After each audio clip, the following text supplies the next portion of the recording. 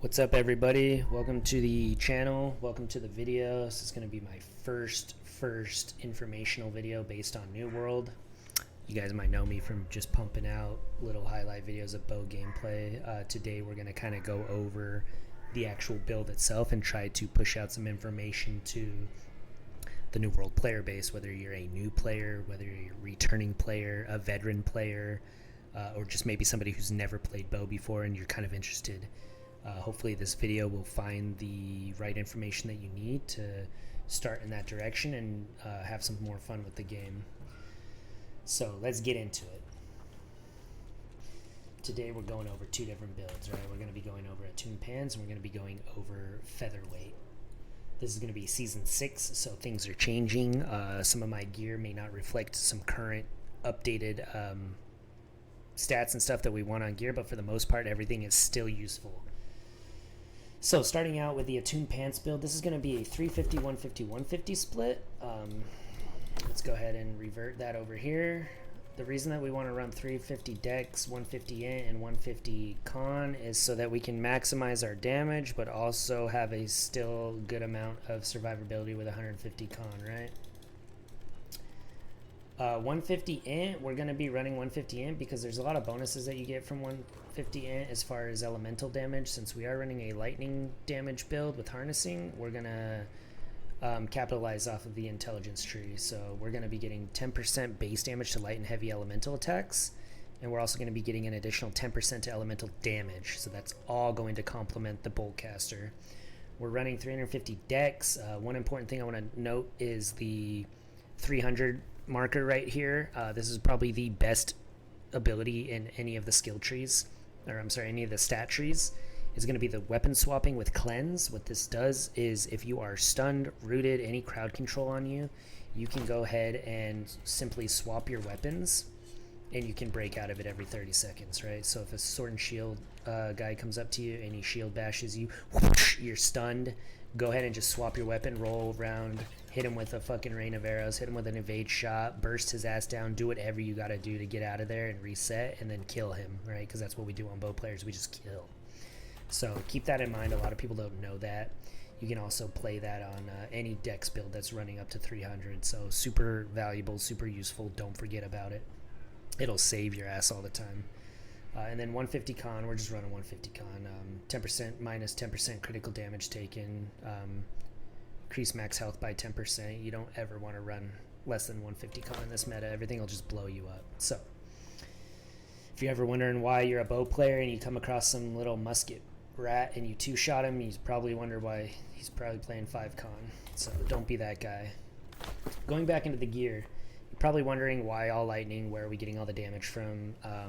We're going to be running lightning harnessing on all 5 pieces of our gear. If not 5, at least 4. With that being said, I run 4 because I cannot put lightning harnessing on my pants just because I value shirking energy too much. The reason why is because if you avoid a hit while you're wearing a light loadout, which we are light, you're going to get 16 stamina, and that is a 6-second cooldown. So if somebody shoots at me, if somebody jumps on me, if anybody tries to attack me and I simply just dodge, I'm going to get I'm going to get 16 stamina back just from dodging that. That pairs really well with your stamina recovery on your amulet. So I'm running 4 out of 5 pieces of lightning harnessing. If I'm not running attuned pants and I'm running featherweight, I usually run 5 pieces because I can get lightning harnessing and shirking energy on my pants versus the attuned pants. So just keep that in mind. You don't have to run shirking energy. It's just what works for me, right? So getting back into the gear, we're going to be wanting 5 pieces of lightning harnessing on our gear, which is going to be a total of 10% empowerment, right? If not 5, run 4. Ideally run 5 if you can. You're also going to be putting rune glass of electric or whatever it's called, and what that's going to do is it's going to add 2% lightning damage to all your attacks, so you're going to get another 10% empowerment right there on top of your gear for a total of 20%. In that case, that 20% is going towards your 50% cap, right? So you're going to have 20% here with your gear. You're going to have 7% empowerment from your honing stone. You're going to have 7% from your ring, which we'll go over later. And then you're going to get your additional 15% from your skill tree with evasive tactics. So keep that in mind. We'll visit that soon. Some of the perks that I want you guys to focus on getting on your gear are going to be stuff like lightning harnessing is a must. You're going to want perks such as enchanted ward, health, any slash conditioning or thrust conditioning. I would prioritize those over health. I don't think health is a dead perk, but if you can at least get health for a place filler, go ahead and grab that. It's still useful. I would suggest getting stuff like, if I didn't already say it, I'll say it again, enchanted ward, any conditionings, elemental aversion, health, any of that jazz. If you want to run like a weapon trait on your armor, go ahead. If you think that's valuable, more power to you. So you're going to be wanting to run those armor perks. Some of the weapon perks you're going to be wanting to run are on the Boltcaster. You're going to be wanting to run Keenly Jagged or Plagued Crits. Those are the two best. I don't think there's anything better than those on the bow. Keenly Jagged inflicts a bleed dot, and Plagued Crits inflicts a disease which will practically keep them from healing. It gives them a healing debuff. So it's really helpful in team fights, really helpful in wide fight, offers a lot of value for your team. So play whichever one seems to suit your playstyle best. The rapier is going to be your secondary weapon. If you want to play like a coward, just turn the video off and go find a hatchet build, because we don't do hatchet over here. We're full on offensive, bursty, blow your ass up with the rapier build. Just kidding, though. If you do want to run hatchet, go ahead and run a hatchet on here if you feel like it's better for your playstyle. I personally like running rapier, so I'm going to play the life ring rapier, which comes with vicious and rogue. Your third perk on there is going to be totally optional. So in this case, I was playing flurry a lot, so I went ahead and added leeching flurry on here, which is a really good perk. Heals for 60% of the damage dealt by flurry, and then you gain half a second of invulnerability. So if you're not playing flurry and you're playing another ability like what the hell is it called? If you're playing this one right here, Flourish and Finish, maybe you want to put on Omnidirectional Evade, or maybe you want to put on Penetrating Backstab, or just whatever else, an attunement perhaps, just extra damage. Whatever is going to be best for your playstyle and needs, throw it on the rapier and just watch you blow people up. Moving on to the Heart Rune, we're going to go ahead and we're going to be playing the Stone Form with the Stalewart. It's just going to give you a heal over time. It's going to reduce outgoing damage by 20%, and you're getting the Fortifying on it. If you don't like playing Stone Form, feel free to play the Cannon. Both of them are really good. Again, it's just total preference. I like this because it allows me to be a little bit more aggressive and put myself in a little bit more sticky situations, because I know I can fall back on this. But if you don't like playing that, go ahead and play any other Heart Rune that you feel is best for you. Moving on to our jewelry, there's going to be two options. They're kind of the same amulets, just with different protections. You can either run Tanglevine Amulet or you can run Soul Shroud. I would prefer running Soul Shroud over Tanglevine right now, just because slash damage is very strong in the game right now. You got a lot of hatchet players, a lot of great sword, a lot of great axe, a lot of sword and shield. Soul Shroud's going to be your best bet. You're going to want to go ahead and throw Stamina Recovery on there. There's no better perk to throw on there. As a light player, you're just benefiting from it so much. And since you are light and you are some of the most squishy players, you're going to want that just to get the stamina. Moving on to the ring, you're going to want to go Champion's Ring. It's pretty bis right now. It's easy to get it on your PvP track. Go ahead and throw lightning damage on it. That's going to go towards your empowerment. It's kind of come with Invigorated Punishment. Don't be confused between the two. They're two different buckets. Invigorated Punishment is going to go towards your base damage bucket, and then lightning damage is going to go towards your empowerment. And then obviously Hardy is a must. If you don't have this, or you don't have a ring yet with any of these perks, at least try to prioritize getting like a Hardy ring. If you don't have Hardy, you're going down to 100 stamina, and then you can't even roll twice, and then you're just dead. So at least get a Hardy ring as a place filler. And then your earring, Endless Thirst, is what I like running. I like it because it has a higher, or it has a stronger potion, 33% stronger to be exact. So as a bow player, you'll notice that you're probably going to be the last person to get heals. Most of the sacreds and most of the heals are going on your disruptors, or they're going on your bruisers, or whoever else is, in the thick of it. You're kind of just on the backside sniping people, doing your thing. So in the worst case scenario, if your healer can't prioritize you, it's best to have a stronger heal. And you can negate the debuff by throwing Refreshing Toast on there. If you don't like the amulet, go ahead and play something else. Like you can play an amulet like this with regenerating on it, or Healthy Toast.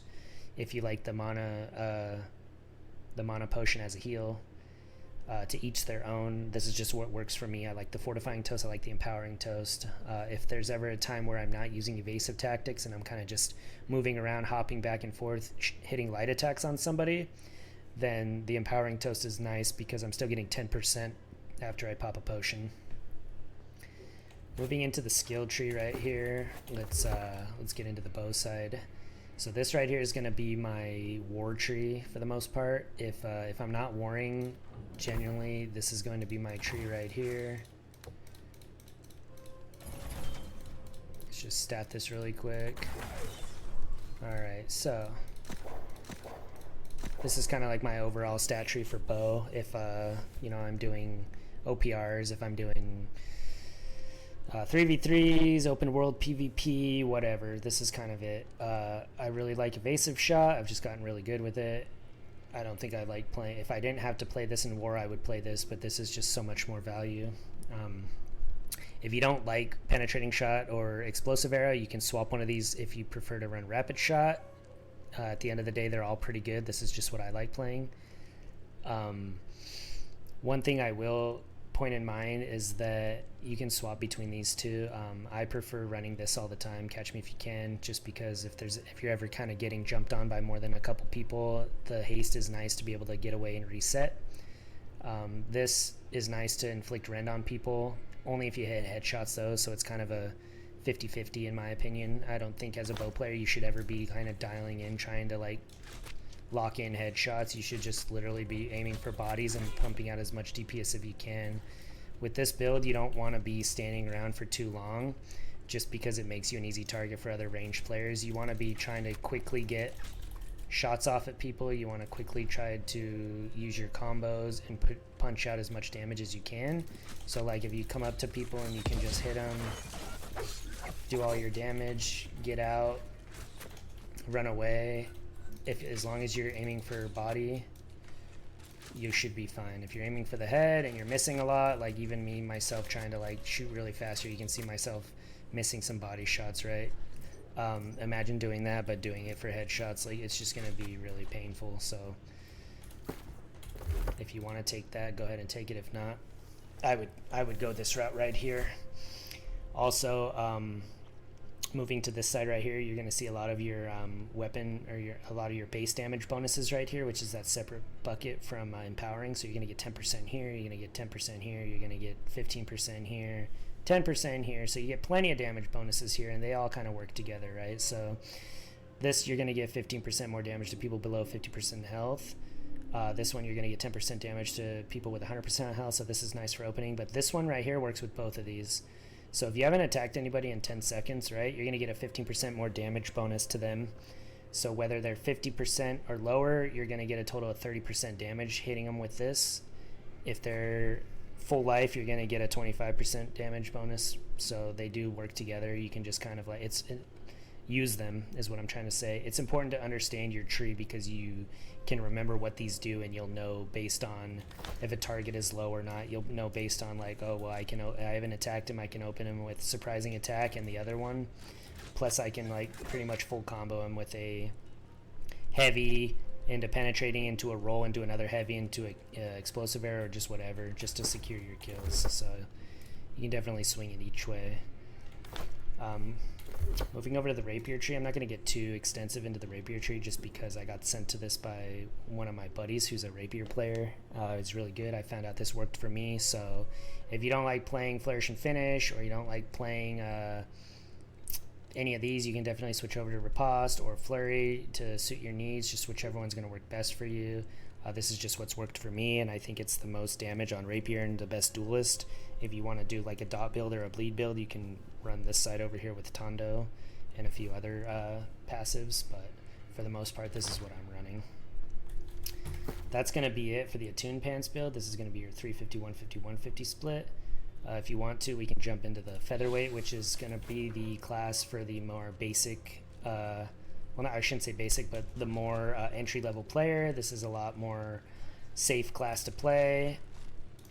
You're going to definitely be able to still do a lot of damage, as you can see, like still hitting people for like almost 10k. So with this build, it's going to be a little bit different. Let's go over here to our attributes. We'll respec once we're out of combat. But for this build, we're going to be running featherweight, which is weightless armor. This allows you to run 2 heavy pieces. You can either run a heavy helmet and boots, or you can run a heavy helmet and gloves. There might be another combination, but for right now I'm running heavy boots and gloves. And what this does is it allows you to run these pieces and still be in a light loadout. So we're going to go ahead and we're going to be running Frigid Dawn just because it's busted right now. You can get Enchanted Ward and Elemental Aversion on it. I don't have the boots on this build. I think I have them somewhere over here, but in the meantime I'm running these Lightning Harnessing, Ellie Aversion, Health, and then everything else is going to kind of be light. So boots, pants, gloves, and helmet, they're all going to have similar perks, if not the same. Once you kind of like learn the perks on bow, you're going to know what to look for, but again, you're going to want stuff like Enchanted Ward, Lightning Harnessing, any conditioning as far as slash and thrust, Elemental Aversion, and health. Those are all going to be very valuable perks for you, so just aim for those when you start looking for your 3-perkers. Everything else is going to pretty much be the same. Boltcaster, Mending Form, everything's going to be the same over here. You're just going to be running a different attribute split, so we're going to be running 350 here. We're still going to run 50 on the intelligence just because we want the 5% base damage increase to targets inflicted with the damage over time effect. So what that means is we're just getting 5% damage every time we hit somebody with Keenly Jagged. So free damage for us. And then the only difference here is we're going to be running 200 con. We'll put the rest into dex. You're going to be super tanky. We're looking at 17k life, so about 1,000 more life than the Attune Pants build. But you're also, look at your armor down here, 1336 and 1278, right? Now with this build right here, if you just run over to one of these dummies, you're still going to be pumping out pretty good damage, right? 9200, 8k, like it still does really good damage. With the option of being super safe, a lot more tanky, you can fight a lot more people. 1336, 1278. If you come back over here to the lightning build, you can already tell as soon as we go into this build, we're looking at 1016 and 972, right? That's even going to go lower when we change our stats. So if we come back here and we respec and we're only 150 con, because we're not getting the 10% bonus, we're actually looking at 9 and 8. So you can see the difference in your tankiness as far as featherweight and attuned. Those are going to be your 2 different play styles.